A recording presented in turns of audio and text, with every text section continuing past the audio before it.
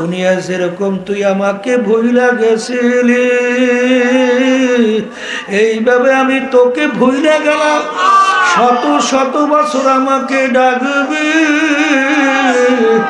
একবারও আর তোর ডাকে সারা দিব। কবরের মাঠে নাফরমান দুনিয়াতে স্বাধীনতা পাইয়া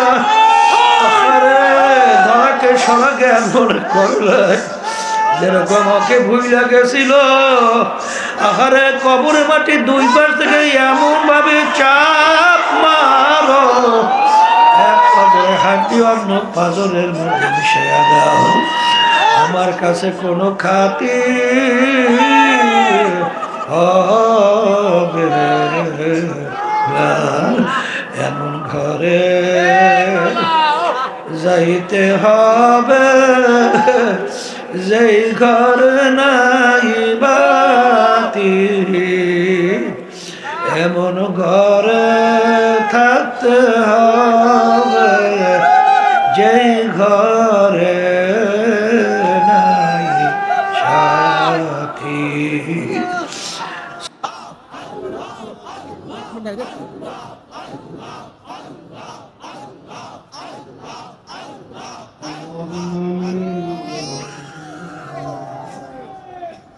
ربنا آتنا في الدنيا حسنة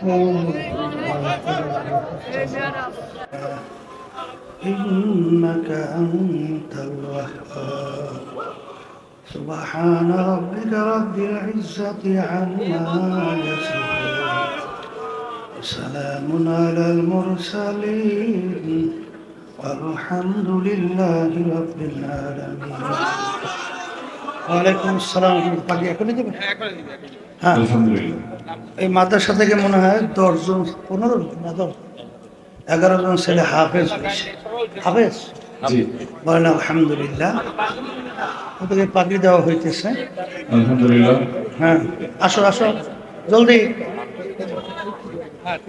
পাখি গ্রহণ করার জন্য আসবেন হাফেজ মোহাম্মদ রাকিবুল ইসলাম, পিতা মোহাম্মদ আবুল বাশার, আদর্শনগর কুতুবপুর, ফতুল্লাহ নারায়ণগঞ্জ। পাগড়ি কাহা? আচ্ছা, কিভাবে কি করবে? ওরা যাইবে কেমনে? গ্রহণ করবেন মোহাম্মদ মুশফিকুর রহমান, পিতা মোহাম্মদ আব্দুল রাজ্জাক, ঠিকানা রৌহা, রায়গঞ্জ, সিরাজগঞ্জ। আলহামদুলিল্লাহ। এরপর পাগড়ি গ্রহণ করবেন মোহাম্মদ রিফাত হোসেন, পিতা মোহাম্মদ আলমগীর, ঠিকানা মদনগঞ্জ, বন্দর, নারায়ণগঞ্জ। এরপর পাগড়ি গ্রহণ করবেন মোহাম্মদ আব্দুল মুমিন, পিতা মোহাম্মদ মুজিবুর রহমান, আদর্শনগর, কুতুবপুর, ফতুল্লাহ, নারায়ণগঞ্জ। এরপর পাগড়ি গ্রহণ করবেন হাফেজ তানভীর ইসলাম, পিতা মোহাম্মদ সেলিম সরকার, আদর্শনগর, কুতুবপুর, ফতুল্লাহ, নারায়ণগঞ্জ। এরপর পাগড়ি গ্রহণ করছেন নাজমুল হাসান, পিতা নজরুল ইসলাম, পূর্ব সেপ্তি, মেহেন্দিগঞ্জ, বরিশাল। এরপর পাগড়ি গ্রহণ করছেন মোহাম্মদ জাহিদুল ইসলাম, পিতা মোহাম্মদ ইদ্রিস আকন, ঠিকানা চরগাছিয়া, বরগুনা সদর। এরপর পাগড়ি গ্রহণ করছেন হাফেজ মোহাম্মদ জুনাইদ সিফাত, পিতা মোহাম্মদ আবুল কাশেম, ঠিকানা চর মানিকা, দক্ষিণাইচর, ভোলা। এরপর পাগড়ি গ্রহণ করছেন মোহাম্মদ মাহাদুর রহমান, পিতা মোহাম্মদ কবির হুসাইন, কাজীরহাট, পাতাহাট, বরিশাল। এরপর পাগড়ি গ্রহণ করছেন মোহাম্মদ বাইজিদ হুসাইন, পিতা মোহাম্মদ জাকির হুসাইন, গোয়ালি, নবীনগর, বিবারিয়া। সর্বশেষ পাগড়ি গ্রহণ করেছেন মোহাম্মদ আহমদ ইয়ামিন, পিতা মোহাম্মদ জাকির হুসাইন, গোয়ালি, নবীনগর, বিবারিয়া। আলহামদুলিল্লাহ। আল্লাহ রাব্বুল আলামিন এদেরকে হাফেজ বা আমল হিসেবে কবুল করেন। আল্লাহ রাব্বুল আলামিন আমাকে আমাদের সকলকে হাফেজ, আলেম হক্কানি, এদের বাপ মা আত্মীয়র তৌফিক দান করুন। আলহামদুলিল্লাহ আলহামদুলিল্লাহ নাহমাদুহু ওয়া নাস্তাঈনুহু ওয়া নাস্তাগফিরুহু ওয়া নাউযু বিল্লাহি মিন শুরুরি আনফুসিনা মান ইয়াহদিহিল্লাহু ফালা মুদিল্লা লাহু ওয়া মান ইউদ্লিলহু ফালা হাদিয়া লাহু ونشهد أن لا إله إلا الله وحده لا شريك له ونشهد أن محمدا عبده ورسوله أما بعد فأعوذ بالله من الشيطان الرجيم بسم الله الرحمن الرحيم ولقد كرمنا بني آدم وقال تعالى أولئك كالأنعام بل هم أضل صدق الله العلي العظيم সবাই দুরূদ শরীফ পড়ি আল্লাহুম্মা সাল্লি আলা সাইয়্যিদিনা ওয়া হাবিবিনা মাওলানা মুহাম্মদ সাল্লাল্লাহু আলাইহি ওয়া আলা আলিহি ওয়া আসহাবিহি ওয়া বারাক ওয়াসাল্লাম। শুকরিয়া আদায় করতেছি মহান রব্বুল আলামিনের দরবারে। প্রতি বছরের মতো এবছরও মাওলানা হাফিজুর রহমান সিদ্দিকী তার মাদ্রাসার বাৎসরিক মাহফিলে আমরা উপস্থিত হতে পেরেছি, শুকরিয়া তান বলি আলহামদুলিল্লাহ।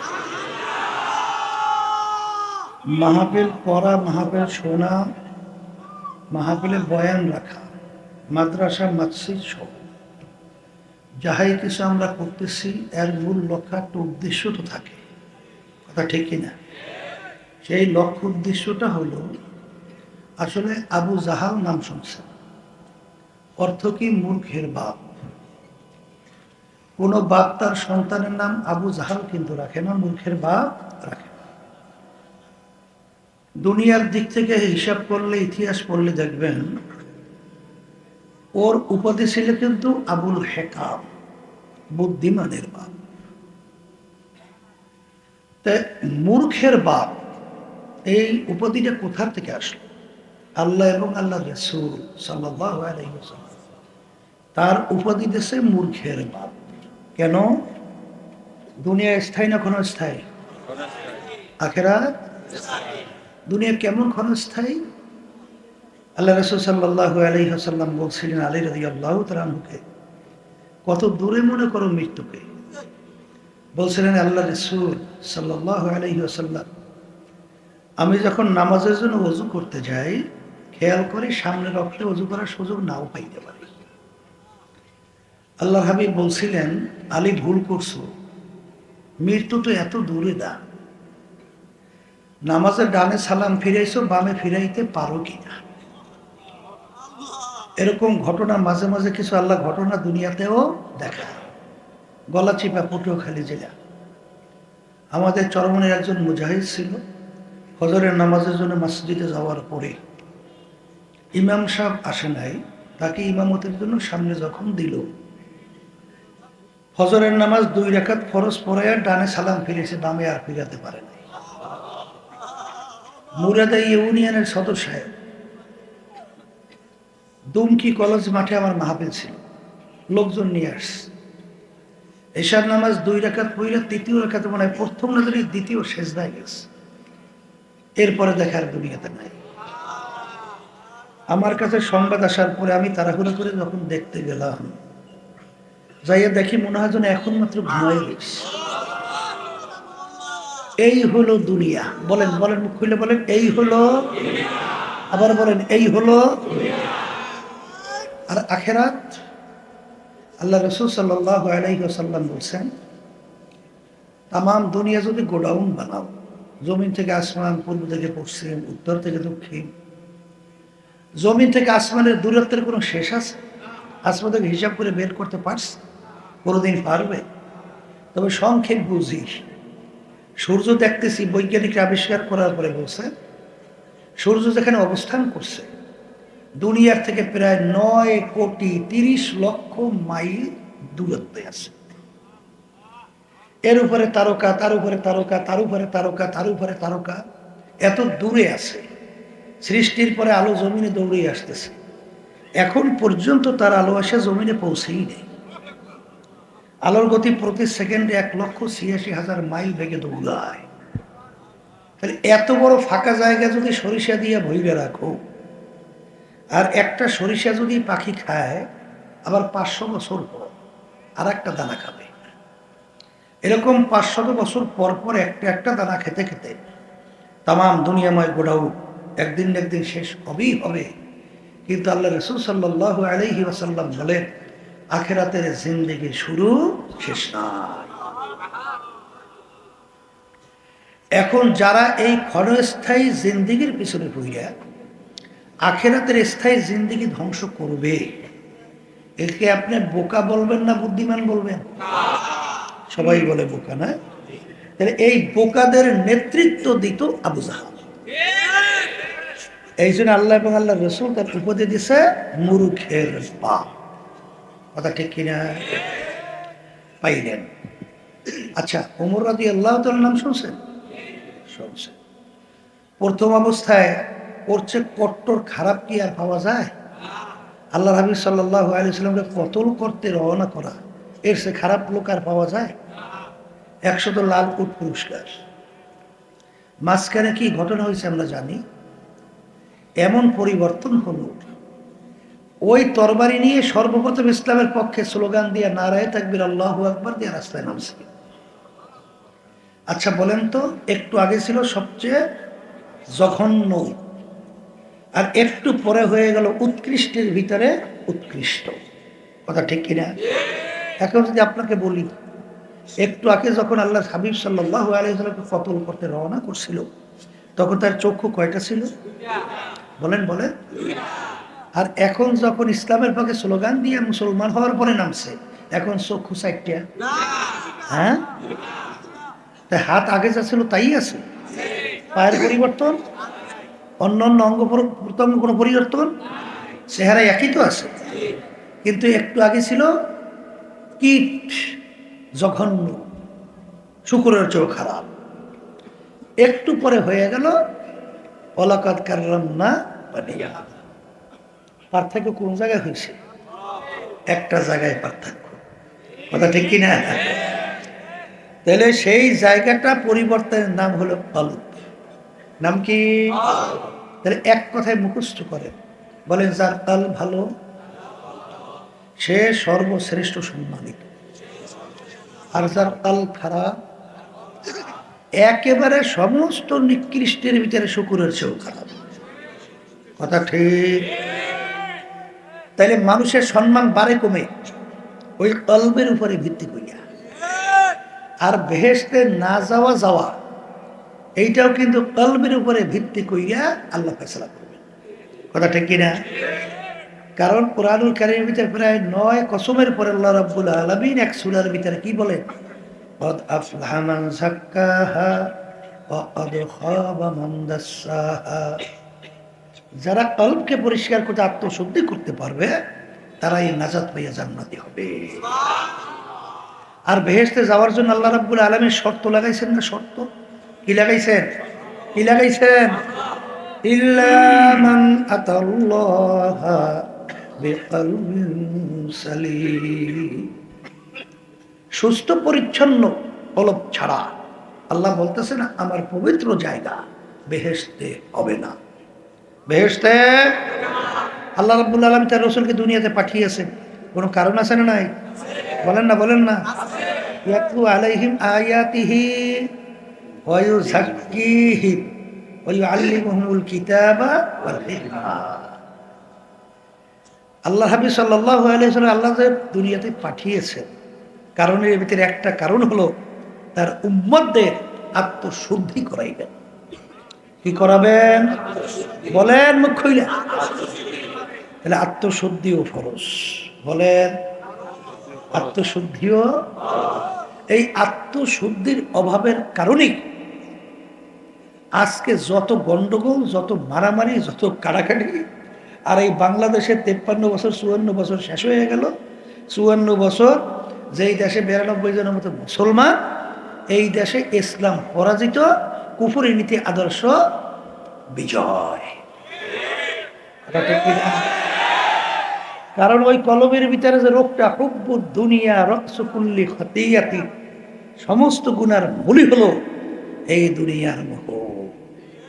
কথা ঠিক? এই শুনছি আমরা মুরব্বীদের কাছে, শোনেন নাই? ওই যে আইয়ুব খান প্রেসিডেন্ট ছিল পাকিস্তান, পূর্ব পাকিস্তান, পশ্চিম পাকিস্তান, শোনেন নাই? একটা নিয়ম বাস্তবায়ন করতেছিল বাক কন্ট্রোল। ওলামায়ে কেরাম ফতুয়া দেশে জায়েজ নেই। এখন এই দেশের গভর্নর বলছেন স্যার এই নীতি এই দেশে বাস্তবায়ন করা যাবে না। তখন বলছিল কিছু কুকুর আসছে, গোস্ত রুটি ফেঁকো, নিয়ে চলে যাবে। ঠিকই কয়েকদিন পর দেখা গেল সব আন্দোলন সংগ্রাম শেষ, গোস্ত রুটি ফেঁকা শুরু হয়ে গেছে। সম্মানের কারণে আসমান পর্যন্ত তোমার বিরহে বেদনায় কাঁদবে, কথা ঠিক কিনা? আর এক শ্রেণী দেখবা ওই যে আবুল ফজল ফয়জির নাম শুনছো? আবুল ফজল বাসা আকবরের সব, ওরে সর্বনাশ! এত বড় পান্ডি, এত বড় আলেম, এত বড় জানুই না, তাফসীর লাগছে কোরআনুল কারীমের, নুকতাল হরফ ব্যবহারই করে নাই। এসে জানুই না পান্ডিত সংখ্যা কম না, কিন্তু হুব্বুদ দুনিয়া রাসূলুল্লাহ খাতিয়াতি বাদশা আকবরের পক্ষে ফতোয়া জারি করছিল। ওই সময় মুজাদ্দিদ আল ফিসারি রহমাতুল্লাহি আলাইহি তিনি হকের পক্ষে আওয়াজ করছেন, যা আল হাক্কু ওয়া জাহা আল বাতিল ইন্নাল বাতিলা কানা যাহুকা। হক আসছে, আলো আসছে, অন্ধকার দূর হবে, কথা ঠিক কিনা? ওয়ালা তাহিনু ওয়ালা তাহজানু ওয়া আনতুমুল আ'লাউনা ইন কুনতুম মুমিনিন। ভয় চিন্তা নাই, তোমরাই বিজয় হবে, মুমিনের চরিত্র অর্জন করতে হবে, কথা ঠিক? তাহলে এই অন্তরের রোগগুলা দূর করতে হবে। এই অন্তরের রোগ দূর করার জন্য আসলে আমাদের বর্তমান যুগে তো অনেকে আমাদের গুরুত্বও নাই, কিন্তু আগের যুগে বলকের বাদশাহ ইব্রাহিম বিন আদহাম রহমাতুল্লাহ এর নাম শুনছেন না? মুসাফির আইসা বলছে, বাদশাহ আপনার এই মুসাফির খানা আমি একটু থাকতে চাই। বাদশাহ বলে, এই আহমদ, এই বেটা, কথার কথা, তুই তো আমার ইজ্জত নষ্ট করছ। কিভাবে হযরত ইজ্জত নষ্ট করলাম কিভাবে? বলে, এইটা আমার রাজ সিংহাসনের স্থায়ী বাড়ি, এইটাকে তুই মুসাফির খানা বানাইছ, তাহলে আমার ইজ্জত থাকে? বলে, বাদশাহ ভুল হইলে মাপ চাই, স্থায়ী বাড়ি কোনটা, মুসাফির খানা কোনটা, পরিচয় দেন। বাড়ির দরজা ঘর দেখছো, দেখছি, ওইটা মুসাফির খানা। হুজুর এটা পরিচয়? রাস্তায় পথিক চলছে, রাত্রি হয়ে গেছে, অস্থায়ীভাবে রাত্রি যাপন করছে, আবার ভোরে উঠে গন্তব্যের দিকে চলে যায়, আসে যায়, আসে যায়, অস্থায়ী, একে বলে কি? আর হুজুর স্থায়ী বাড়ি? বলে, যেখানে সব সময়ের জন্য মানুষ বসবাস করে। বলে, হুজুর পরিচয় পাইছি। তাইলে মনে হয় দুনিয়া সৃষ্টির পর থেকেই আপনি মনে হয় এই বাড়িতেই আছেন। বলে, এ বোকা, কি বলছিস? আমার আগে ছিল আমার আব্বা, সে কোথায়? বলে, সে তো কবরে। বলে, হযরত সে আসবে না? বলে, ওরে পাগল মুসাফির, একবার মানুষ দুনিয়া থেকে বিদায় নিয়ে কবরে গেলে আর আসে না। আপনার আব্বার আগে দাদা, সে কোথায়? সেও কবরে, আসবে না? না। আপনি মনে হয় চিরজীবন থাকবেন। বলে, ওরে পাগল মুসাফির, কুল্লু নাফসিন যায়িকাতুল মাউত, মানুষ মরণশীল, আমি একদিন দুনিয়া থেকে বিদায় নিয়ে কবরে রওনা করবো, আসবেন না? না, আসবেন। তখন বাদশাকে মুসাফির বলে, ও বাদশাহ, তুমি আমাকে বলছো বোকা? আসলে বড় বোকা তো আপনি। এ বাদশাহ, আপনার বাড়ির দরজায় মুসাফির খানা, একবার পথিক মানুষ থাইকা চইলা গেলে আবার এসে ইচ্ছা করলে থাকতে পারে, কিন্তু আপনার এই মুসাফির খানা থেকে যদি একবার কেউ বের হয়ে যায় আর কোনদিন আসে না। মুসাফির হাম এহসাব হ্যায় কবর আখের ঠিকানা, কোই আগে রওয়ানা হ্যায় কোই পিছে রওয়ানা। বাদশার চিন্তার পরিবর্তন ঘটে গেল। এই বাদশাহী দিয়ে আমি কি করব? এই সম্পদ সম্মান দিয়া কি করব? এ তো দেখতে না দেখতে শেষ। এমন স্থায়ী বাড়ির তালাশে বের হইয়া যখন মুরব্বীর কাছে গেল, সাদিকিন বান্দাদের সঙ্গে হলো, তাকে এমনভাবে আত্মশুদ্ধি করলো, ওই বাজান কাঁচা কুমড়ো যখন চূড়া কুমড়া পেকে যায় আর ওই যখন শসা পাইকা যায় তখন ওইটা ঠুমঠুম কইরা কাটা দিয়া ওইটাকে কেইসা ভিতর থেকে চুকা রস বের করে, কষ বের করে, এরপরে দুধ চিনি দিয়া জাল দিলে ওইটা মুরব্বা হইয়া যায়।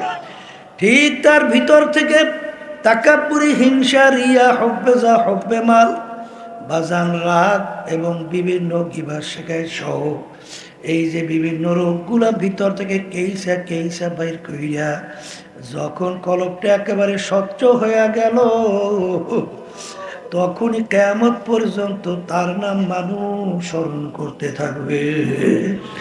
বানান সম্মান কিন্তু কলমের উপরে ভিত্তি কইরা বেলাল হাবশী রাদিয়াল্লাহু তাআলা আনহু, গোলাম জাদা গোলাম, তার আব্বা ছিল গোলাম, তিনিও গোলাম, কোনো পয়সার মালিক ছিল না, শিক্ষার দিক থেকে বকালাম, বংশের দিক থেকে নিচু, ওদিকে আবার জবানটাও ছিল তোতলা, ওদিকে আল্লাহ এবং আল্লাহ রসুলের কাছে কত তার মর্যাদা। বাজান আল্লাহর হাবিব সাল্লাল্লাহু আলাইহি ওয়াসাল্লাম বেহেশতের ভিতরে ঢুকবেন, তার বাহনের রশি থাকবে বেলালের হাতে।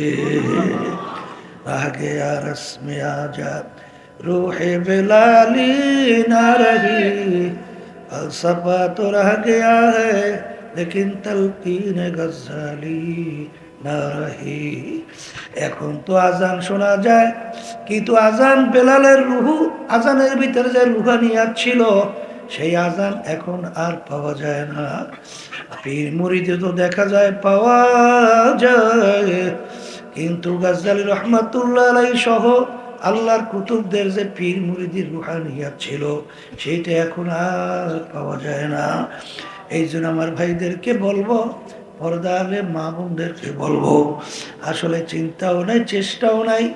আগের যুগ ইতিহাস পড়লে দেখবেন যে আল্লাহর কুতুবেরা এবং হক্কানি ওলামায়ে কেরামরা বাজান বিশেষ করে ওই তার শাগরেদদেরকে কিভাবে আত্মশুদ্ধি করাইতেন, অনেক সময় কান ধরায় উঠাইতেন, বসাইতেন, জুতা সোজা করতে বলতেন, কারণ নিজের ভিতর থেকে নিজের অস্তিত্বকে বিলীন করার জন্য, ভোলার জন্য বিভিন্ন ধরনের ঔষধ প্রয়োগ করতেন। এই জন্য আমার বাজানদেরকে বলবো, মেটা দে আপনা আস্তিক আগার কুছ মর্তবা চাহো, কেদানা খাটকে মেলে গোলে গোলঝার হতা হয়। যতক্ষণ পর্যন্ত বিসি দানা নিজের অস্তিত্বকে মাটির সঙ্গে বিলীন না করবে তার থেকে গাছ পাওয়ার আশা করা যায় না। বাজানা না ইন্দামুল কাসরাতিল কুলুব, হাদিসের কুদসির ভিতরে আসছে যে আল্লাহ রাব্বুল আলামিন ভাঙ্গা দিলের কাছে থাকে। এই জন্য ইতিহাস পড়লে দেখবেন, সাহাবায়ে কেরামদের ইতিহাস পড়লে দেখবেন, আল্লাহর ওলিদের ইতিহাস পড়লে দেখবেন বাজান তারা নিজেকে নিজে এত ছোট মনে করত, নিজে বর্মে আগিরি তো দূরের কথা, সব সময় ছোট মনে করত আর বলতো, মালিক আমাকে তুমি মানুষ না বানাইয়া যদি একটা ছাগলের বাচ্চা বানাইতো, তোমার বন্দাবান্দি জবাই কইরা পাক কইরা খাইয়া তোমার ইবাদত করত, মালিক আমার কি উপায় হবে? এইভাবে আল্লাহর ওলিদের ইতিহাস পড়লে দেখবেন বড় পীর আব্দুল কাদের জিলানী রহমাতুল্লাহি আলাইহি আল্লাহর ঘরের সঙ্গে মাথা ডালে টাকা আর বলে, মালিক তুমি যদি আমাকে মাপ নাই করো, কিয়ামতের ময়দানে অন্ধ কইরা উঠাই, কারণ যদি জাহান্নামের শিকল আমার হাতে পায়ে লাগে, এক তো লজ্জা, অন্যদিকে আযাব। মানুষ বলবে, দেখো যাকে আমরা বড় বিশ্বাস বলছি তার হাতে জাহান্নামের শিকল লেগে গেছে। এই জন্য আমার বাজানদেরকে বলবো, পর্দালে মা বোনদেরকে বলবো, আমার দাদা জানের কথা শুনছিলাম, বাজার ইন্তেকালের আগে আগে চকির উপরে বৈশা পাশে কবরস্থান তাকাইয়া তাকাইয়া দুই চোখের বাণী পানি বাইয়া বাইয়া পরে আর করুণ সুরে মালিকের দিকে ফিরা ডাক দেয়, ও আমার দয়ার মালিক, তুমি যদি আমাকে মাফ নাই করো মালিক, ওই অন্ধকার কবরে আমি একা কেমনে থাকবো, যেই কবরে বাতি নাই সাথীও নাই, যেই কবরের ভিতরে বিছানাও নাই বালিশও নাই। আল্লাহর হাবিব সাল্লাল্লাহু আলাইহি ওয়াসাল্লাম বলেন, আমার উম্মতেরা কবর তোদেরকে ডাকে আর সংকেত দেয়, হে আব্দুল করিম, রেজাউল করিম, হে রহিমা খাতুন, আনা বাইতুল ওয়াহদা, আনা বাইতুল জুলমা, আনা বাইতুল জুর, আমি একাকির ঘর, আমি অন্ধকারের ঘর, আমি পোকামাকড়ের ঘর। আল্লাহ, এ বড়লোক আমার বাবারা ভালো বিছানা ছাড়া ঘুম আসতে চায় না, কিন্তু তোমার আমার জন্য যে কবর অপেক্ষা করছে, ওই কবরে তো বালিশ নাই, বিছানা। কবরে যাইয়া নাফরমান ডানের দিকে তাকাইয়া দেখে মাটি, বামে দেখে মাটি, নিচে মাটির বিছানা, উপরেতে চাপা মাটি, ভাইগা যাইতে পারবা। এখন দিক বিদিক হারাইয়া নাফরমান ডাক দেয়, আল্লাহ আল্লাহ আল্লাহ।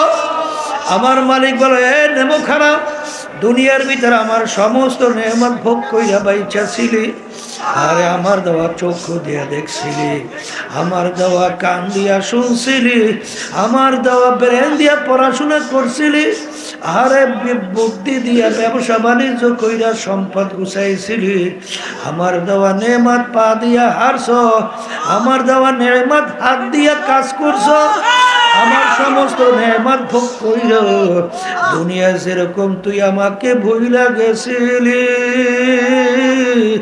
এইভাবে আমি তোকে ভুইলা গেলাম, শত শত বছর আমাকে ডাকবি, একবার আর তোর ডাকে সারা দিব। কবরের মাঠে নাফরমান দুনিয়াতে স্বাধীনতা পাইয়া ধরাকে সরাকে মনে করলে, যেরকম ওকে ভুইলা গেছিল, আহারে কবরে মাটি দুই পাশ থেকে এমন ভাবে চাপ মারো, এক পাজরে হাড্ডি অন্য পাজরের মধ্যে মিশাইয়া দাও, আমার কাছে কোনো খাতি হবে না, এমন ঘরে যাইতে হবে যেই ঘর নাই বাতি, এমন ঘরে থাকতে হবে যেই ঘরে নাই সাথী। সাদাকাল্লাহুল আলিয়্যুল আযীম ওয়া আখিরু দাওয়ানা আলহামদুলিল্লাহি রাব্বিল আলামিন। এখন ধারাবাহিকভাবে বয়ান চলতে থাকবে, আল্লাহ কবুল করলে, নাকি? ঠিক আছে, সবাই দোয়া করি, দোয়া চাই, আল্লাহ যেন আমাদের সবাইকে আল্লাহর খাস বান্দা হিসেবে কবুল করেন, পর্দারে মা বোনদেরকে আল্লাহর খাস বান্দা হিসেবে কবুল করেন, হালকা মাহফিল হেদায়েতের জরিয়া বানায়া দেয়।